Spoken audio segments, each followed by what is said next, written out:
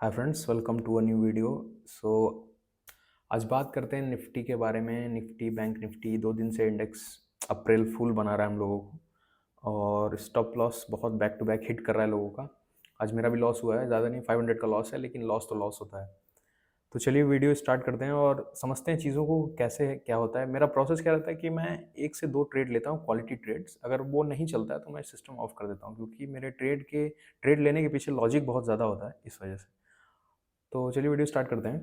तो सबसे पहले समझेंगे, पहले 5 मिनट के टाइम फ्रेम पे आते हैं, देखते हैं मार्केट ओपन होता है और यहाँ से एक ग्रीन कैंडल सडन बनाता है। उसके बाद सेलिंग आती है। सेलिंग आने के बाद 9:35 से सेलिंग आती है, और फिर पहले रेड कैंडल बनाता है, नीचे जाता है मार्केट, फिर ग्रीन कैंडल, एक बड़ी सी ग्रीन कैंडल बनाता है।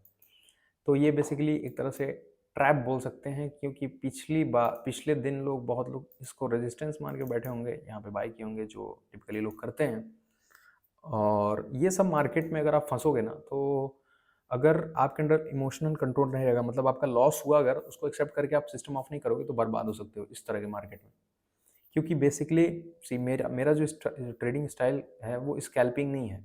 मतलब स्कैल्पिंग कह सकते हैं, मैं 5 मिनट और 1 मिनट पे भी ट्रेड करता हूँ, लेकिन मैं होल्ड करता हूँ। मेरा जो ट्रेड होता है ना, वो स्ट्रगल करता है। अगर आप आज की पोजीशन चेक करेंगे, वेट अ सेकेंड, अगर आप आज की पोजीशन चेक करेंगे ना, तो मेरा जो ऑर्डर हिस्ट्री में जाएंगे यहाँ पे, तो जो पहला ट्रेड मैंने एग्जीक्यूट किया था 11:39 पे, लेकिन मेरा जो ट्रेड सेल हुआ वो 12:01 पे। ऑलमोस्ट 20 मिनट से ये ट्रेड चला था, स्ट्रगल किया था इसने। लॉजिक बहुत अच्छा था ट्रेड के पीछे, नहीं चला, मैं समझ गया था मार्केट आज बेवकूफ़ बनाने वाला है। ठीक है, चलिए वीडियो स्टार्ट करते हैं। सब पोजीशन पहले हटाते हैं, फिर मैं आपको प्रीमियम चार्ट पे समझाऊंगा कैसे हुआ है। ठीक है, तो सेलिंग यहाँ पे आई, अब स्लो सेलिंग आई। अब 1 मिनट के टाइम फ्रेम पे और डिटेल में समझ में आएगा आपको हुआ क्या एक्चुअल मार्केट में, और कैसे आपको बच के रहना है इस तरह के मार्केट से। तो पहले मैंने नोटिस किया कि जब मार्केट सडन एक मतलब back to back green candle बनाते जा रहा था, कभी भी गाइस इस कैंडल में एंटर मत करना, इन तरह के कैंडल्स में। अगर आपको एंटर करना है तो अपने एनालिसिस के हिसाब से डिप पे बाई किया करो। डिप पे बाई करोगे तो प्राइस स्ट्रगल करके लॉस करेगा। अगर रनिंग में बाई करोगे तो स्पाइक में पंप एंड डंप होगा और बहुत अच्छा खासा पैसा बर्बाद करोगे। कभी भी रनिंग में मत बाई करना। और मैं स्कैल्पिंग को ज़्यादा वो नहीं करता हूँ, क्योंकि स्कैल्पिंग मेरे हिसाब से सही नहीं होती। मतलब अच्छी होती है, मेरे क्राइटेरिया में नहीं आती है, मेरे साइकोलॉजी में नहीं आती है स्कैल्पिंग। मैं स्कैल्पिंग बहुत कम करता हूँ, कभी कभी करता हूँ, लेकिन मैं हमेशा सोचता हूँ बड़ा प्रॉफिट। मतलब अगर लॉस हो तो छोटा हो, लेकिन प्रॉफिट हो तो बड़ा होना चाहिए। क्योंकि जो प्रोसेस फॉलो करेंगे आप ना, तो साइकोलॉजी खराब हो जाती है लोगों की, कि बहुत लोग स्कैल्पिंग करते हैं और उसका वो मूव छोड़ देते हैं, बड़ा बड़ा मूव छोड़ देते हैं। बहुत बार ऐसा होता है, जैसे कि 28 फरवरी को मैंने बहुत बड़ा मूव पकड़ा था एक। तो मैं प्रॉफिट को होल्ड करता हूँ, जितना मैक्सिमाइज कर सकता हूँ उतना करता हूँ। उससे साइकोलॉजी आपकी अच्छी बिल्ड होगी। तो मेरा यही रहेगा कि आप प्रॉफिट को होल्ड करना सीखो। 20 मिनट, 30 मिनट, एक एक घंटे प्रॉफिट को होल्ड करना सीखो। अगर आपको जब तक मार्केट कोई रीजन नहीं देता है ट्रेंड रिवर्सल का, या आपको एग्जिट करने का, कि हाँ यहाँ पे रीजन है, मैं एग्जिट करना चाहता हूँ, प्राइस स्ट्रगल कर रहा है। तो चलिए वीडियो को समझते हैं। तो यहाँ से मार्केट स्लो स्टडी आता है, फिर स्लोली एक चैनल में चल रहा है मार्केट।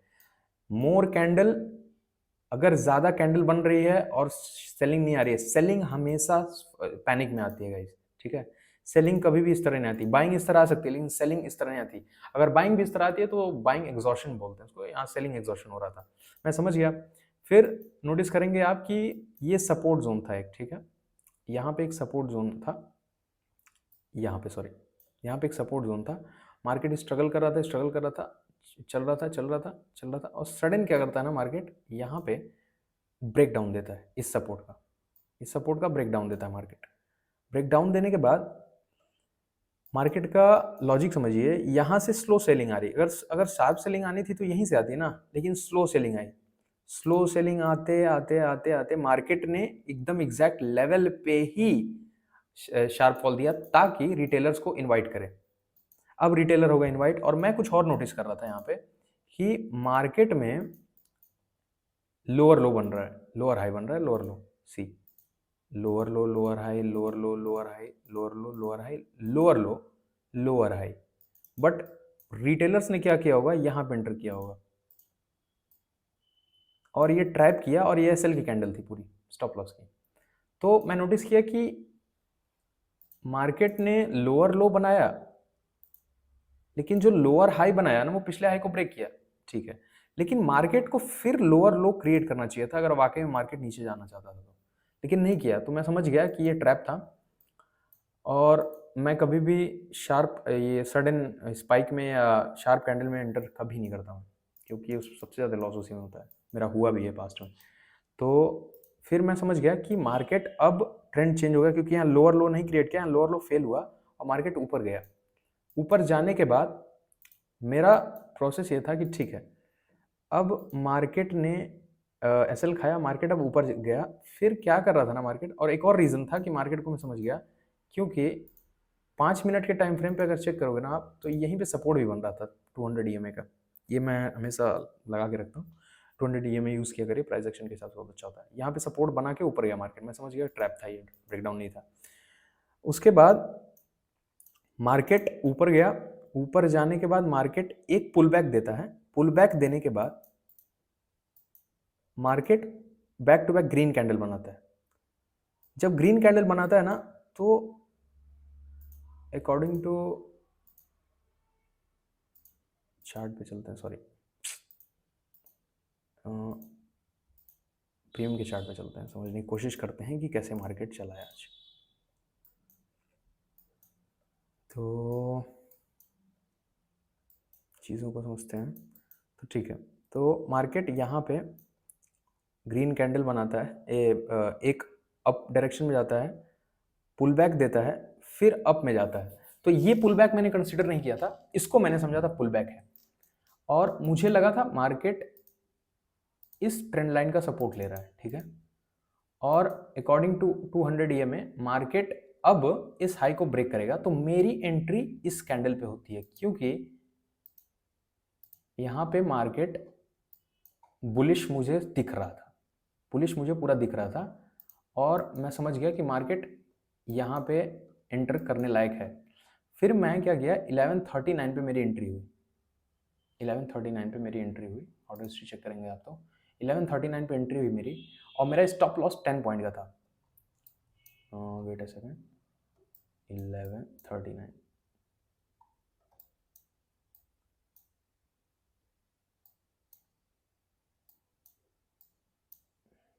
1130 यहीं पे एंट्री हुई मेरी। और मैं जब एंटर करता हूँ ना, तो यहाँ पे मैं हमेशा हैकिनाशी पे एंटर करता हूँ। मेरा जो ट्रेडिंग करने का स्टाइल है वो मतलब मैं एनालिसिस करता हूँ कैंडल्स पे, लेकिन एंटर करता हूँ जब मैं पोजीशन में रहता हूँ हैकिनाशी पे करता हूँ, क्योंकि हैकिनाशी आपको पैनिक क्रिएट नहीं करने देता है।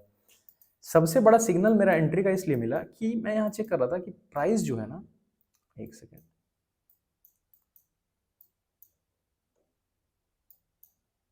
अगर ये आप यहाँ की कैंडल चेक करोगे 1132 की, तो यहाँ पे छोटी सी कैंडल बनी है, लेकिन यहाँ पे प्रेशर बहुत ज़्यादा आया। फिर सी जितनी बड़ी कैंडल बनी है ना, उससे बड़ा कैंडल बन रहा था, मतलब बायर्स यहाँ पे खरीद रहे थे। और ऑप्शन चेन में मैं चेक कर रहा था कि जो पुट राइटर्स हैं वो बढ़ रहे हैं, कॉल राइटर्स लेकिन हट नहीं रहे। ये मुझे डाउट था, लेकिन मैंने एंटर किया। मुझे डाउट ये था कि ठीक है, अगर पुट राइटर बढ़ रहे हैं तो कॉल राइटर्स को भागना पड़ेगा, क्योंकि बैक टू बैक मार्केट पहली बात तो लोअर लो नहीं बनाया, फेक ट्रैप किया और ऊपर गया। अब पुट राइटर्स यहाँ पे हावी हो सकते हैं, क्योंकि प्राइस देखिए कैंडल का जैसा साइज बन रहा था उससे ज्यादा बड़ा बड़ा कैंडल बन रहा था। सी और दूसरी चीज क्या है ना, कि जिस हिसाब से बड़े बड़े कैंडल यहाँ पे बन रहे थे ना छोटे छोटे, उस सी यहाँ पे 1122 पे 1122 पे और 11 सी, जिस हिसाब से अब यहाँ पे 1123 पे और 1123 पे देखिए, इससे पहले यहाँ ग्रीन कैंडल बना, लेकिन यहाँ यानी कि अगर प्रीमियम गिर रहा है लेकिन कॉल का प्राइस नहीं गिर रहा है, मतलब प्रीमियम इंडेक्स गिर रहा है लेकिन कॉल का प्रीमियम नहीं गिर रहा है, और इंडेक्स थोड़ा सा बढ़ रहा है तो कॉल का प्राइस बढ़ रहा है बहुत तेज, तो मैं समझ गया था कि यहाँ पे बाइंग हो रही है। तो मैं एंटर किया 1139 पे। 1139 पे एंटर करने का रीज़न ये था कि एक ट्रेंड का मुझे सपोर्ट, ट्रेंड लाइन का सपोर्ट मिला, ऊपर से लोअर लो का फेलियर मिला, एक तो ट्रैप का भी वो मुझे कंफर्मेशन मिला, और दूसरी चीज़ आप चेक करेंगे तो यहाँ पे मार्केट इस जोन से बाइंग आई थी, इसी जोन से बाइंग आई थी, इसी जोन से एकदम एग्जैक्ट इसी जोन से बाइंग आई थी 9:23 पे। मैं समझ गया कि यहाँ पे बड़े प्लेयर्स आ सकते हैं, लेकिन ऐसा हुआ नहीं, सिर्फ लॉजिक था मेरा और ये ट्रेड नहीं रन किया मेरा। तो मैं समझ गया कि अब यहाँ पे पुट बायर्स और पुट राइटर और कॉल राइटर के बीच में फाइट चल रही है, क्योंकि जब कॉल राइटिंग मतलब पुट राइटिंग हो रही थी ना, तो प्राइस ऊपर जा रहा था, लेकिन कॉल राइटर्स नहीं हट रहे थे वहां से। 69 पे अटक 61 59 पे अटक के थे, और पुट राइटर्स भी स्टेबल थे। फिर ये मार्केट में मैं 1139 पे यहाँ पे एंटर करता हूँ, 1139 पे एंटर करता हूँ मैं, और यहाँ पे मेरा 104 पे एसएल रहता है, 104 के राउंड नंबर पे यहाँ पे कहीं पे, वेट अ सेकेंड, 104 पे यहाँ पे एसएल रहता है, क्योंकि इससे पहले सपोर्ट ले चुका था मार्केट। अब मुझे लगा था कि मार्केट अब यहाँ से ऊपर जाएगा। 1139 पे एंटर किया मैंने, स्ट्रगल किया, प्राइस फिर नीचे आया, फिर ऊपर गया, फिर नीचे आया, फिर ऊपर गया, फिर नीचे आया, और जब एसएल खाया मेरा, मैं समझ गया भाई पूरा मार्केट साइडवेज जाएगा, क्योंकि ना ये लोअर लो बना रहा है, ना ये लोअर हाई बना रहा है, और यहाँ पे बहुत ट्रैप करेगा। जितने भी मेरे ऑप्शन, मैंने जितना बार भी ऑप्शन चेन को एनालाइज किया है, उसमें नोटिस किया है कि जब भी कभी कंसोलिडेशन आता है मार्केट में, साइडवेज रहता है मार्केट, तो दो स्ट्राइक प्राइस के पुट राइटर्स और कॉल राइटर्स 4 या 5 पॉइंट के अप्रॉक्स में अटकते रहते हैं। अगर 10 लाख इधर जाए, 5 लाख इधर, 5 लाख का डिफरेंस है, तो वो अटकते रहते हैं, मतलब वन साइडेड ना बढ़ रहे हैं और वन साइडेड के ना हट रहे हैं। तो मैं समझ गया कि पिछले 1 घंटे से यही चल रहा था, लेकिन ये एनालिसिस मेरा गलत हुआ। मैंने सिस्टम को ऑफ कर दिया, फिर मैं चला गया बाहर, फिर मैं पूरे दिन से मैंने एक ही ट्रेड लिया यहाँ पे, एक ही लॉट लिया, एक ट्रेड, और फिर उसके बाद मैं यहाँ से निकल गया। उसके बाद अब मार्केट का सिचुएशन क्या है, ये मार्केट में अगर आप देखेंगे ना, मार्केट में 15 मिनट के कैंडल पे यहाँ पे भी एक, वेट अ सेकंड, यहाँ पे 15 मिनट के कैंडल पे एक हैमर बना था, 15 मिनट के कैंडल पे, और एक 15 पे नोटिस करेंगे आप, तो यहाँ पे बुलिश हरामी बना था, ठीक है, बुलिश हरामी बना था। तो मैंने एंटर नहीं किया, क्योंकि पहली बात तो मार्केट पूरा साइडवेज था, और ऑप्शन चेन भी मुझे सिग्नल नहीं दे रहा था, क्योंकि जब दो स्ट्राइक प्राइस के वॉल्यूम भी मुझे नहीं अच्छा खासा यहाँ दिख रहा था, क्योंकि वॉल्यूम पूरा फ्लैट था यहाँ पे, फ्लैट, कहीं पे भी अप्स एंड डाउन्स वॉल्यूम में नहीं थे। तो फिर मैं समझ गया कि ये मार्केट का सिचुएशन सही नहीं है, उस वजह से मैं फिर एग्जिट कर दिया। यही मेरा स्टाइल होता है कि मैं ट्रेंड को आइडेंटिफाई करता हूँ, और उसके बाद मैं हैकिनाशी यूज़ करता हूँ। जब भी मैं पोजीशन में रहता हूँ ना, तो हैकिनाशी यूज़ करता हूँ। उससे क्या होता है ना, जब मार्केट अप ट्रेंड में रहता है, तो मुझे क्लियर दिखता है कि अब मार्केट अप ट्रेंड में है, और ये कैंडल्स का जो नॉइज़ होता है, कैंडल्स को रिमूव कर देता है। बाकी एक दो चीज़ें आपको मैं बताना चाहता हूँ, मार्केट सिग्नल आपको कब दे सकता है, कि पुट का प्रीमियम और कॉल का प्रीमियम हमेशा देखा करिए। जब भी पुट का प्रीमियम गिर रहा है, सॉरी, मार्केट का जो निफ्टी इंडेक्स जो है वो गिर रहा है, लेकिन कॉल का प्रीमियम नहीं गिर रहा है, तो ये एक सिग्नल है कि यहाँ पे बायर्स, सेलर्स हावी हैं, लेकिन एब्जॉर्ब कर रहे हैं बायर, और ये एक सिग्नल हो सकता है कि आप यहाँ पे राइट पोजीशन ले सकते हैं, ठीक है। फिर उसके बाद यहाँ पे डब्ल्यू बनाता है मार्केट 1 मिनट पे, उसके बाद वेट अ सेकंड, 5 मिनट पे एक डब्ल्यू बनाता है और ऊपर जाता है मार्केट। तो मैं 3 बजे के बाद, 3 बजे, खैर मेरा तो सिस्टम ये है कि मैं 3 बजे के बाद ट्रेड नहीं करता हूँ। 3 बजे तक मैक्स अगर बैठा रहता हूँ, मुझे अपॉर्चुनिटी दिखती है तो मैं ट्रेड करता हूँ। सो आई होप ये वीडियो अच्छा लगा होगा आपको। यही था आज का कंप्लीट एनालिसिस। और अब मार्केट क्या कर सकता है, मार्केट सबसे पहले चीज़, एक्सपेक्टेशन जिन लोगों ने बना के रखी है कि ये गैप फिल होगा, या ये एक्सपेक्टेशन का ही परिणाम है कि मार्केट इतना कंसोलिडेट कर रहा है और इतना रुला रहा है। ये रुला के भी नीचे जा सकता है मार्केट, और सडन भी जा सकता है। हाँ, कभी भी मार्केट जब भी हाई लगाया है ना, तो इससे पहले आप नोटिस करेंगे कि 4 मार्च को, अगर तो 4 मार्च को भी हाई लगाने के बाद कंसोलिडेशन, उसके बाद 7 मार्च को भी हाई लगाने के बाद कंसोलिडेशन, फिर बड़े बड़े मूव आए हैं। तो किसी दिन यहाँ पे देखिए बड़ा मूव एक आया, 28 फरवरी को भी बड़ा मूव आया एक, हर हाई पे कंसोलिडेशन हुआ है, ठीक है। तो ये भी एक सिग्नल हो सकता है मार्केट का, कि हाई लगाने के बाद कंसोलिडेट करे, उसके बाद 1 दिन या 2 दिन रैली दे मार्केट। तो रेडी रहिएगा, किसी दिन अपना सेटअप और उसके हिसाब से आप एनालाइज करिए मार्केट को, चीज़ों को देखिए, ऑब्जर्व करिए, ऑब्जर्व, सॉरी ऑब्जर्व, ऑब्जर्व करिए चीज़ों को, और क्या होता है कैसे, उस हिसाब से अपना ट्रेड करिए। आई होप ये वीडियो अच्छा लगा होगा आपको। मिलते हैं नेक्स्ट वीडियो में, तब तक के लिए बाय, साइनिंग ऑफ।